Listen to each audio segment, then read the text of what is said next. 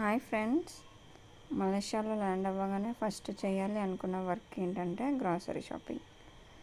ఎందుకంటే హోమ్ ఫుడ్కి 8 days cap వచ్చింది అప్పటికి. బట్ జీరో నాలెడ్జ్, గ్రాసరీ ఎక్కడ దొరుకుతుంది ఐడియా లేదు. దెన్ మా అపార్ట్మెంట్ నుండి ఒక లేడీ ఎంటీ బ్యాగ్తో బయటకు వచ్చింది. తను గ్రాసరీకి వెళ్తుందేమో అని గెస్ చేసి నేను తనని ఫాలో అవుతున్నా. మా హస్బెండ్ బ్యాక్ నుండి నన్ను షూట్ చేస్తున్నాడు చూడండి. యాక్చువల్లీ మా అపార్ట్మెంట్ వచ్చేసి సర్వీస్ అపార్ట్మెంట్.